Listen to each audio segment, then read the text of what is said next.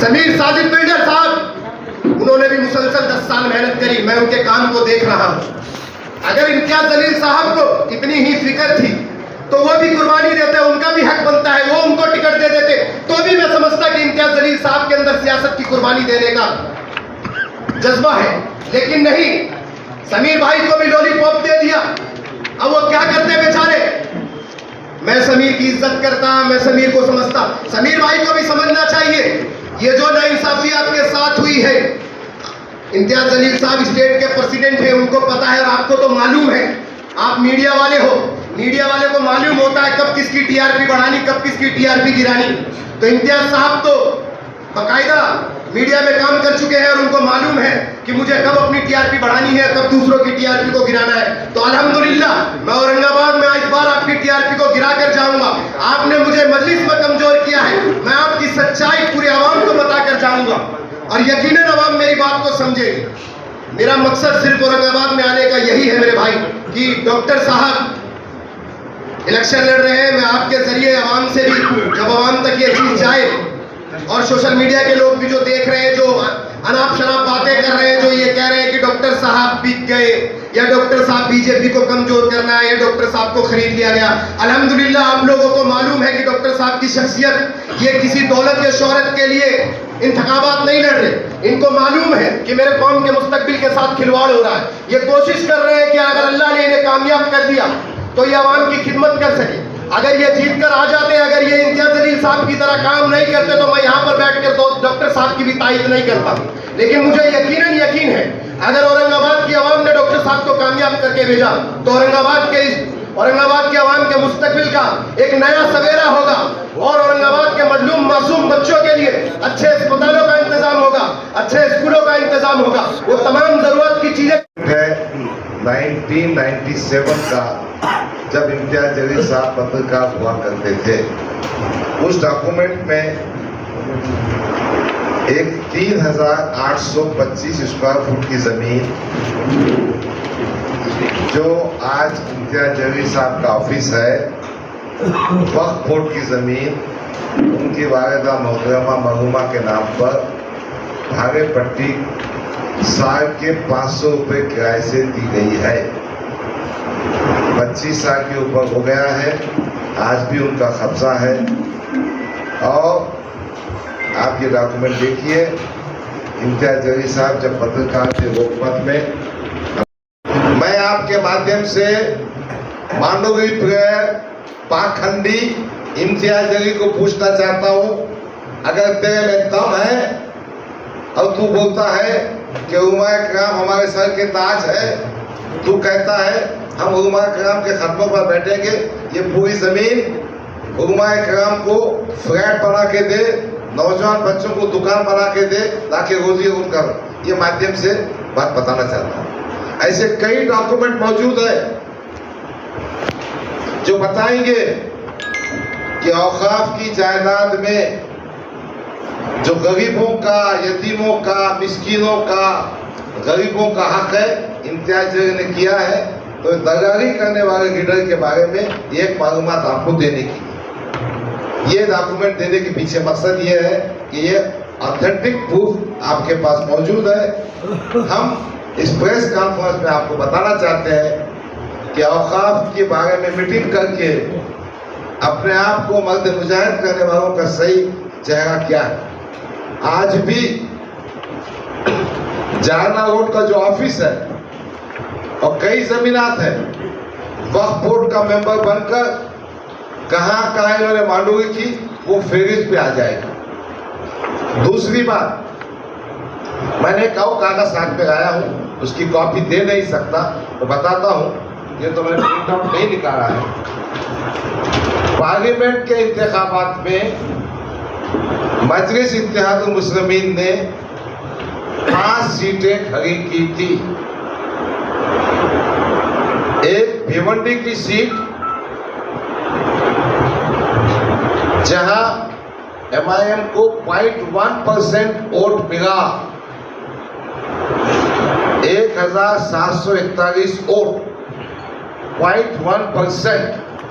वहां खड़े थे खान मोहम्मद अकरम, अब्दुल हन्नान, फिर उस्मानाबाद में 0.2% वोट मिला, वहां मिले 2060 वोट। पार्लियामेंट का इंतखाब 6 असेंबली कंस्टिट्यूंसी का होता है। फिर पुणे में अनीस अरशद ने कंटेस्ट किया था, उनको मिले 860 वोट। और फिर नॉर्थ सेंट्रल बॉम्बे में 1531.2%। तो मेरा सिर्फ इतना ही कहना है,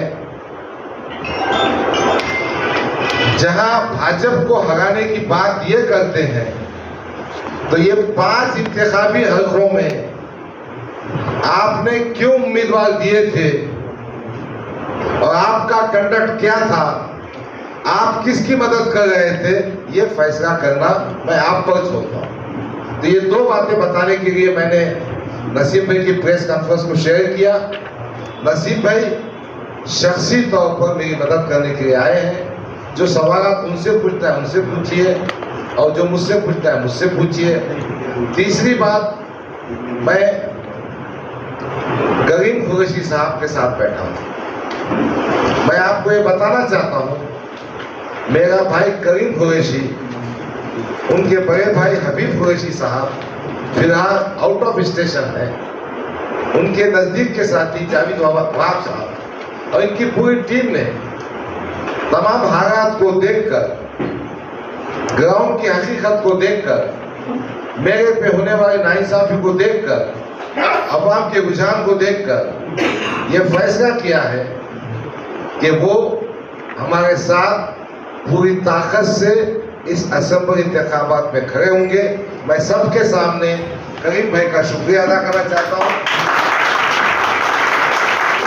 और इस प्रेस कॉन्फ्रेंस के माध्यम से कहना चाहता हूं कि आज मेरा भाई हमारे साथ आ गया है और वो हमारे साथ पूरी ताकत से काम करने वाले हैं। तो ये 3 बातें आपके पास पहुंचानी थी। एक, नसीम भाई की मदद और उनके बैकग्राउंड। दूसरा, ये 2 सवालात थे, वक्फ बोर्ड की जमीन के बारे में इम्तियाज जलील की हरकतें। तीसरा, पार्लियामेंट के 5 सीटें क्यों दिए थे, किसकी मदद कर रहे थे, और उसके बाद करीम कुरैशी साहब किया। अब आपको जो सवाल पूछना है एक एक से पूछिए। प्रेस कॉन्फ्रेंस काफी लंबी हो गई है, खाने का वक्त भी हो रहा है। डॉक्टर साहब, इस आदरणीय मनोज जरगे साहब के पास दिए हैं, अब उनका फैसला क्या आता उसका भी इंतजार है। वो इंतजार आपको सबको है, मुझको भी है।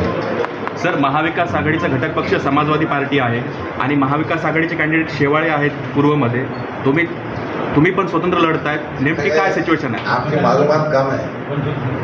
अभी मैंने जो लिस्ट देखा ना, राजू वैद्य जो शिवसेना उपाटा के अध्यक्ष है, उनका नाम भी याद नहीं है। वो वापस ले सकते हैं। और पांडुरंग ताये पाटिल जो शरद पवार की पार्टी के, उनका नाम भी उनकी निशानी के साथ में है, यानी ये भी फॉर्म दिया गया है। ऐसा हो सकता है किसी जगह पर महाविकास की जो पार्टी की जो हिस्से हैं उनमें फ्रेंडली फाइट भी हो सकती है। सिद्दीकी साहब, एक प्रश्न है आपके लिए है, आप एमआईएम के खिलाफ हो या समाजवादी के साथ हो? ना ही समाजवादी के साथ हूँ, ना एमआईएम के खिलाफ हूँ। मैं इम्तियाज जलील के खिलाफ हूँ, क्योंकि इम्तियाज जलील साहब के खिलाफ हूँ। मैं अपनी पार्टी की तायद अभी भी करूँगा, मेरे कायद बैरिस्टर असदुद्दीन ओवैसी, चाहे मैं जमात में रहूँ या ना रहूँ। मैं इम्तियाज जलील के खिलाफ हूँ, क्योंकि उनके काम कोई भी ऐसे नहीं है जो हमारे कौम के मुस्तकबिल के लिए बने हो। मैं उनके खिलाफ हूँ। अयोध्या से जो सांसद चुन के आए हैं उनको आप अनुवाद में प्रचार के लिए लाएंगे? देखो, ये फैसला मेरा कायद अबू आसिम आजमी करेगा। हमारे पास रऊफ भाई हैं जो समाजवादी के प्रदेश के सेक्रेटरी हैं, हमारे पास फैसला खान बैठे हैं, पार्टी के जो जिम्मेदार हैं, जो रणनीति बनाएंगे उसके हिसाब से हम काम करेंगे।